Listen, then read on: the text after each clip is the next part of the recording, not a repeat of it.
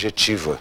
Portanto, demonstrado o nexo causal e o prejuízo, a responsabilidade é dele, tanto nos atrasos quanto nas demais consequências derivadas do transporte. Essa é a questão. O primeiro responsável é aquele com quem o cidadão tem um contrato. E ele tem um contrato com a empresa que ele contratou para transportá-lo. Daí, podemos falar sobre outras responsabilidades decorrentes por negligência, das agências reguladoras, da própria estrutura dos aeroportos, mas a primeira responsabilidade é do transportador. Doutor Nivaldo Doro, e o advogado? Como é que fica nessa história toda? Ele tem sido, vamos dizer, amparado, ele tem atuado de forma concreta nessa situação, ou é deixado de lado pelo clamor popular? Como é que anda o advogado nessa história? Primeiramente, eu quero parabenizar essa parceria entre a Século XXI e a diretoria da OAB, e um programa desse nível que está sendo levado ao ar a partir de agora, com realmente uma facilidade para o cidadão poder estar entendendo os seus direitos, né? Isso é muito importante para que a gente faça a cidadania realmente aflorar. Quanto ao problema da aviação, da TAM, ou mesmo da Gol, o advogado está sempre presente. O advogado é sempre aquela pessoa que está à frente de qualquer problema que surge e que venha realmente afrontar o direito que tenha um cidadão. Então, o advogado, quando ele é contratado para assumir uma defesa, num caso desse, seja para responsabilizar pela morte, seja para responsabilizar pelo atraso, ele se faz valer diante do PROCON, diante de pequenas causas, e aí vai buscar então o direito do cidadão, e ele é realmente recebido com toda tranquilidade pelas autoridades. Doutor, nós vamos voltar a falar nisso no próximo bloco. Você pode participar. Cidadania no ar, @tvseculo21.org.br. Eu faço um break, a gente volta já já.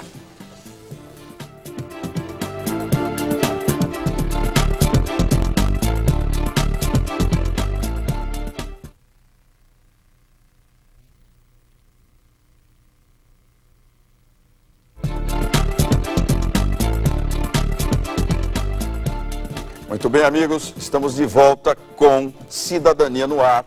Aqui, seu direito é nosso tema, programa da TV Século XXI e da OAB Campinas. Nós estamos conversando com os advogados, presidente da OAB Campinas, doutora Tereza Doro, com o doutor Aderbal da Cunha Bergo, o doutor Anderson Delbu Gianetti e o doutor Nivaldo Doro. E o tema hoje é essa crise aérea que o país enfrenta. A doutora Tereza Doro, presidente da OAB, aliás, a primeira mulher a assumir a presidência da OAB, foi professora de quase todos nós aqui, né? Menos o doutor Nivaldo Doro. E a pergunta que eu vou insistir é relacionada com a questão da identificação dos corpos, a demora que nós estamos tendo e a relação, é claro, depois tem o doutor Bergo, a relação da indenização. A população está vendo uma demora muito grande. Os corpos são identificados, mas um mês, 2 meses, é um processo lento, né? Letárgico para as famílias. Eu gostaria da sua posição com relação a essa demora que aflige a população. Veja bem, embora haja uma lista de passageiros dentro do avião e não tenha havido sobreviventes, pode, eventualmente, supondo-se que alguém tenha trocado de identidade, que alguém tenha viajado no lugar de outro, que aquele nome que está na lista não corresponda a quem realmente estava no avião. Ah, mas isso não aconteceu. Bom, não aconteceu, mas há que se comprovar. É necessário que se saiba exatamente se aquela pessoa que estava na lista é o passageiro que estava no avião. Por que isso? Porque até para você pedir uma indenização, você tem que provar que a pessoa morreu. E isso é demorado? É demorado em razão do estado em que estavam os corpos. A maioria carbonizado, impossível de fazer um reconhecimento a olho nu. Então, a necessidade de comparar cada dentária, a necessidade de fazer DNA e uma série de outros exames que os peritos têm que fazer com muita cautela, porque depois que eles afirmarem que aquele corpo é de fulano, abre-se todo um universo jurídico para que a família cobre uma indenização, para que sejam transferidos os bens. Eu não quero insistir nisso, mas como é que a população vai saber que aquele ente querido é o realmente que é entregue lá? Né? Olha, nós reconhecemos, é esse. Há toda uma ciência por trás disso, é DNA e tal, mas venhamos e convenhamos, o acidente da TAM foi violento, né, doutora? A precisão, podemos acreditar nessa precisão dos laudos? Feito o exame de DNA e comprovado que aquele corpo é de fulano de tal, não há dúvida nenhuma. Pode receber tranquilamente, é aquela pessoa. Isso aconteceu, você se lembra, no caso das ossadas de perus. Foram encontrados diversos corpos e os peritos chegaram à conclusão de que poderia ser fulano. Não tiveram elementos de afirmar com segurança que era aquela pessoa. E gerou toda aquela celeuma. Posteriormente, deu-se como identificados os corpos, mas houve muito questionamento. Então é muito séria essa responsabilidade do perito. É preciso que a família suporte a dor, sabendo que a identificação tem que ser feita com segurança. Se você quiser participar do nosso programa, você manda um e-mail, cidadanianoar@tvsecolo21.org.br, ou você liga para o 0 operadora 19 3871 9620.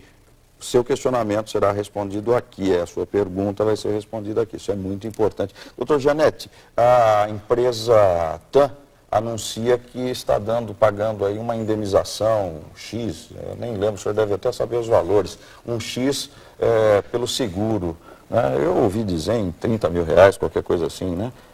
Como é que é essa história da indenização, do pagamento do seguro? Só 30 mil reais resolve o problema para a empresa? Como é que é essa história? Não é bem assim, depende da aceitação por parte dos familiares. Há até alguns especialistas que estão orientando que não se aceite de antemão, que se aguarde, não é, o desenrolar das investigações, porque muitas vezes há responsabilidades outras, não é? Retomando um lamentável caso de um outro voo que infelizmente, enfim, ocorreu um acidente no Jabaquara há quase 10 anos, ficou comprovado após as investigações...